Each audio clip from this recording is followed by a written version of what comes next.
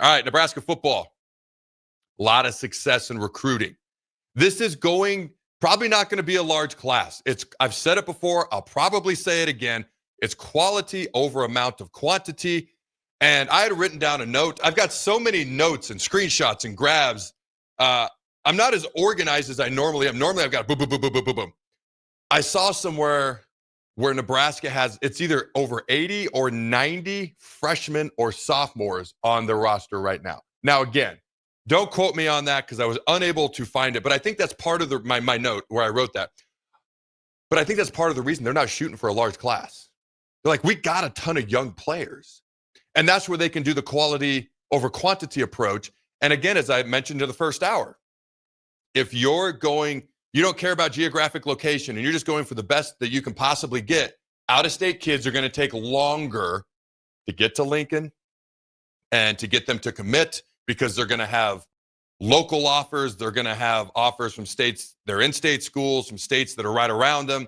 And then you're trying to get them to come to Nebraska when maybe they're not as familiar with it. But Nebraska's had a ton of commits in June. They're starting to have, I don't want to say the commits pile up because that would be misleading, but they're starting to have the trickle-in commits that I kind of have thought they would have this entire summer.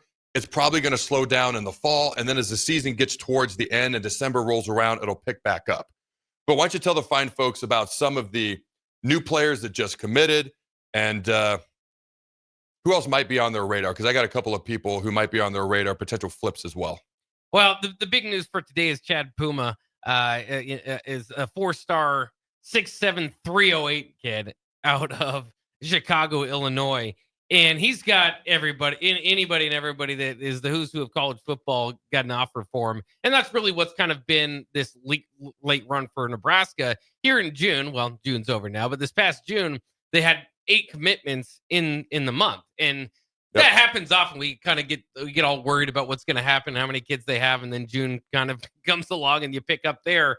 And it certainly has been a big month for Nebraska. So Puma probably, automatically just by jumping in is maybe they're the highest rated guy in the group. Depending on what side you look at, Danny Odom is one of those guys. Those are 2 top 250 type of guys. If you look around the country, and so it's going to be kind of a mix, right? There's some guys that don't have as many commitments, and you always have to just rely on the coach. Not commitments, offers. The coaches are doing their diligence and going out there and finding the diamonds in the rough to a degree, right? Of the rough of the 3-star. It's still a pretty good football player for a 3-star player. But, then, and that's always nice. Those are good stories. But at some point, you're going to need to get guys that everybody views as, one of the dudes. And they've got a couple of those guys now. Puma, again, along with Danny Odom, are top-end guys. Luke Sorensen, Nayland Scott, the tight end and wide receiver they've got. Those guys have offers left and right from some of the top programs in the nation. So now Nebraska's class is starting to look, again, like it usually does. We always do the panic thing where you're going to have... I did not panic, but go ahead. Right. You're going to have about, 5 or 6 players that are 4-star quality or in that deal maybe by the end of it. Again, the question is, are you going to surpass that? Is this going to be an exceptional class? Or where's it going to kind of fall in? But it looks like Nebraska is going to be able to, depending on number of people in the class, right, rise up the rankings to a degree. And they're steadily doing that if you look already. But to me, the most important thing is to get a couple 250. I mean, you can recruit the diamonds in the rough. Nebraska needs to certainly improve their development. That's been a big problem here for a decade. But you need to also be competitive with those top end players, and especially considering Matt Rule, basically he hasn't been quiet about it. That's kind of what they're doing this year, as opposed to taking in-state kids, is to rely on their own evaluation and go out there and take some big swings. And then now they've landed on some of those big swings. 92 freshmen and sophomores. It's the exact number they have. Did you? I knew we were young. 92. Jake, did you realize we were that young, freshmen and sophomores currently on the roster for the Huskers? No, that's a lot. I knew we were young, but holy Moses Malone, that is a ton. Talk about a basketball reference there. Okay, so you alluded to it, kind of the approach they're taking. You look at, and I told you, I've been messaging back and forth with Chad Puma, trying to get an interview with him. He's incredibly responsive, just speedier for trying to get an interview set up. So hopefully we can bring him on the show here at some point this week. He's excited to be a Husker. I do know that from chatting with him. But yeah, these are some of the schools that Nebraska beat out: Auburn, Florida, Michigan, Ohio State. Okay, 6'8", 305 pounds. When considered easily one of the top offensive linemen in this class. And when you think 6'8", 305, you think, okay, how well does he move? And then what you hear, a mammoth frame with a unique athleticism. Like when somebody uses the A word, athleticism, that A word to describe a guy that's 6'8", that's exciting. And then you think about he's 305. So yeah, technically he's big enough to come in and compete right away. Maybe he does or he doesn't, but the development, the potential that is there. I will tell you right now, when colleges looked at me, I wasn't the highest recruited guy in the world. What they would say, because my senior year, I was like 6'6", 235. By the end of my senior season, I actually lost weight. I was 225. They'd look at me and they'd go, you got a huge frame. And that was something that helped me get noticed by schools, despite my high school team being 0-9. So coaches will look at a kid. All right, what's his work ethic? What can we get out of him now? What can he develop into? I'm telling you right now, his potential ceiling, his level of improvement and or development that can happen once he arrives on campus here in Lincoln, it's as high as any recruit we brought in a while. And yeah, I know that's a big thing to say. When you talk about some of the recruits that we brought in, whether it's a 5-star, whether it's whatever it is, you look at guys like Trey Taylor, Dylan Raiola, and of course, those are quarterbacks. I see his ceiling being as high as anybody. I would liken it to an Elijah Pritchett, who I think has a top 10 ceiling. He's projected to be the 21st pick in the NFL draft, and not everybody in Alabama was thrilled with how he played last year. I mean, I'm just being fair, right? Just being honest, right, Jake? Like, obviously, we have high expectations here, but that tells you his ceiling and potential. Yeah, it's fascinating. And that's kind of where Puma stands too, is that he's seen as a little bit raw, right? With an incredible upside. He actually moved to the United States from Cameroon for baskarball purposes. He thought maybe he had a future in basketball. So that lets you know, though, that's always what you want to hear when you're talking about a big guy like that, is that, because in basketball, you can't be too stiff, right? So you got to be pretty quick with your feet and moving around. So that's the excitement about him. And it's not to say that, again, maybe you could play, for earlier, maybe develops earlier. It doesn't necessarily has to be a long-term project, but hopefully Nebraska's at the point where you don't just have to slide him in, because I think that has maybe stunted development of some of Nebraska's top offensive lineman recruits in the past. I think that's a fair point. It's obviously much easier if you've got a guy playing well, and then if he graduates, leaves early, whatever the case may be, you've got another guy ready to go. I think there's been times when someone would either transfer, graduate, whatever the case may be. We've had a lot of injuries on the offensive line. That hasn't helped either. And then all of a sudden, a younger player has to be thrust into the mold a little bit early. And that can actually stunt development, because there's something to be said for, like, look at guys who haven't played right away. Like Arch Manning is going into his 3rd or 4th year at Texas.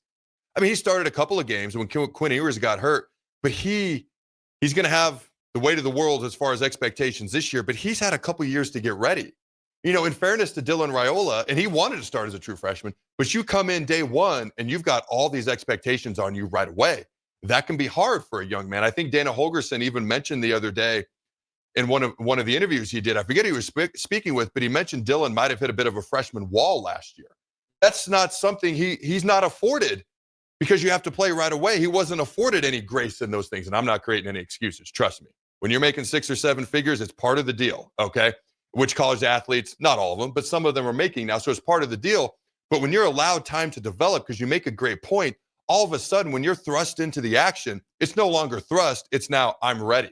Let's do this thing. I just haven't done it before, but now I'm going to get these reps. Let's go. There's a huge difference between that and you're thrown out there early. I'm trying to imagine myself.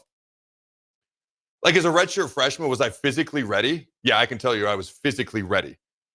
Mentally, I really needed to wait till my sophomore year. I can honestly look back and say mentally, the day in and day out grind of being a starter, practices, games, playing first down, second down, third down. My freshman year, I was just a nickel guy. I was going to play 15 plays a game, and I just got to rush the passer. Like, physically, I could have done more. mentally, that's what I was ready for. And I can look back and say that with all honesty, and I can be honest in my own self-evaluation. And then my sophomore year, unfortunately, I got banged up early on. I didn't get to play as much as I wanted until about the back half of the season. But I was more mentally ready. Then by my junior year, bam, I just took off. I felt like I was ready to go. In the first 4 games, I had 4 sacks. And I was like, it helped me be a better player because I had guys in front of me like Des Moines Adams and Chris Kelsey and Trevor Johnson and all these other guys. So, all right, let's get to some of these other recent commitments that you and I have not chatted about yet anyways. All right, Nebraska also received a commitment from 3-star offensive tackle.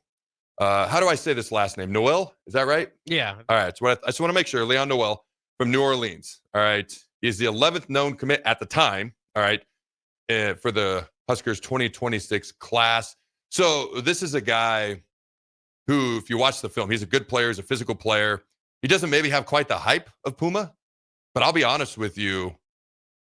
When you mention raw, like Puma's ceiling is as high as you want it to be. And I'm not saying Noel's isn't. As far as being a little bit more technically sound right now, I would give the edge to Noel.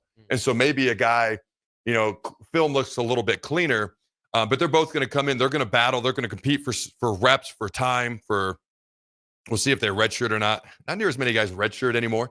Most guys play a lot sooner. Okay, Calvin Thomas is an inside linebacker, 4-star. He is predicted, has a crystal ball, to come to Nebraska. He hasn't actually committed anywhere yet. I didn't miss that, did I, Jake? No, not. I didn't think so. Okay, who else am I missing? We've had more commitments recently. Who else am I missing there, Jake? Would we talk about Nayland Scott, the wide receiver? We have not yet. Flipped from Arizona State. Excuse me, Arizona State, right? Yeah. This is an exciting guy with playmaking ability. He's a guy that I know Rule and his staff have been wanting for a while. That it's one of those things where you never stop recruiting. And I've said it before. I firmly believe that Trey Taylor's coming here, okay? I'm not trying to cast aspersions or doubt. I firmly believe that he's all in. But Matt Rule can't stop recruiting Trey Taylor. He can't stop recruiting Puma. He can't stop recruiting Noel. He can't. You have to constantly recruit guys, even when guys commit, the guys who've committed to you, but even when guys commit somewhere else, all right, it's one of those things where you never know what might happen. And as we've talked about before, even if they don't commit out of high school, you might get another crack at him come the transfer portal. And if you're one of those coaches who ended on good terms, has a great relationship with them, you might be one of their first calls, or you can be one of the first people that they'll answer their call if they do indeed enter the transfer portal. So you look at Scott, dude, this is a guy that they've wanted for a while. He was committed to ASU. He's a guy who can come in, make some plays, got some playmaking ability here.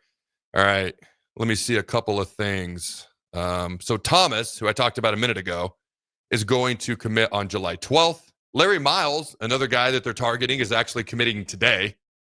And just for reference, Thomas, who's committing July 12th, runs a 4.5 40-yard dash. Okay. And a lot of people think that Larry Miles, not to jump back and forth between those two, I don't want to say he's another Ja'Cory Barney, but some folks have kind of likened him to being Ja'Cory Barney-esque. So, got any other thoughts there? Who have we not talked about yet, Jake? I'm trying to thumb through here and see who we missed. Torrey Pittman, okay, actually received a crystal ball from Greg Smith. He's a 5-star that Greg Smith believes he's going to be committing to Nebraska. Anything else there, Jake? No, I just think sometimes it's interesting to go and look by position because they do have, of the 11, and again, this can change daily or by the end of the deal, but a lot of times we talk about offensive linemen and needing those years to develop, right? And so they've got 4 offensive linemen in this class. Of the 11 players, not one defensive lineman. So it's kind of interesting just to kind of look at it. Maybe they will, and they kind of leaned into the transfer portal this last year on defensive linemen. So maybe positionally you have different thoughts about whether you want to go into the transfer portal or recruit from the high school rankings. Now, to be fair, I think of the first maybe 9 guys on the depth chart. I think there's only one senior, and Elijah Judah, Elijah Judy, excuse me, on the front line. So that could be part of it too. So it's not necessarily it's not a complete sample, right? So we don't, but as just early indications are kind of interesting there. And then you just also have to give credit to Coach Raiola for already having 4 offensive linemen in this class, two interior, 2 on the outside. I think you make a great point because the offensive line, we have a bunch of vets up front. We just do. So you can bring in younger guys and they'll have time to develop. And the offensive line, as you know, Jake, that's probably the one position I would have. There was a time when I would have thrown quarterback into this, but not so much anymore. Not as much anymore. But offensive line is probably the one position that usually takes the most amount of development before you're ready to play, just because of the physical demands on offensive linemen. And you make a great point with the D-line. There's probably not going to be a whole lot of D linemen in this class because the D-line we have is currently freaking pretty young. So I think those are a couple fair things that you pointed out there as well. All right. Any final thoughts before we head to break there? I think we about covered it. You got anything? No, just excited. Again, I don't know if we got into complete freak out mode, but things are looking better in Nebraska recruiting front. It's interesting because, again, when I talked about Nebraska being dead last in recruiting in the Big Ten a couple of weeks ago, like I had to talk about it. Like June is now a big time recruiting month. That's where we were. But I also was like, I'm 0% concerned. Like it's gonna turn out just fine in the end. Now, I don't know that we're gonna have enough players number-wise in this recruiting class to crack like the top 50, maybe the top 15, but typically those teams have anywhere from like 20 to 25 players, or if you're USC, you got like 5,000 committed already. So I don't know if we'll crack the top 10 or 15, but if we're going to continue to get players like we've gotten, Puma and Sorensen, the tight end, you know what I love about some of these players? Puma is raw, young. His growth is going to be accelerated. Sorensen, what's it, only his second, third year of playing football in his life? And look at all the offers that he had. And so this is a guy, like we're bringing in guys, they're only scratching the surface level of their potential. I mentioned this, I think, when we chatted with Luke, the tight end. Will Bolt, I interviewed him about 4 or 5 years ago, and John Cook, it was literally an interview like 6 months later. I asked them both completely independent of each other, if you could give young athletes who want to play college sports one day one piece of advice. They both gave the same answer, completely independent of each other, and it was play multiple sports. And if you're a one-sport athlete, hey, that's your choice. We can debate yay, nay all day long if you want. But one thing college coaches like is if you're good enough to get an offer and you're not mentally worn out from a sport, you're not physically worn out from a sport, you've done multiple sports, I know when you get here, you're going to get exponentially better. The only concern with a solo sport athlete, and I'm not indicting people who do this in any way, shape, or form. Again, we can debate this at a later date. I'd be happy to. Sometimes when you get to college, the coach can be like, all right, you've already done this a lot. How much more can I get out of you? I look at Sorensen. I look at Puma. Dude, these dudes are just scratching the surface of their potential.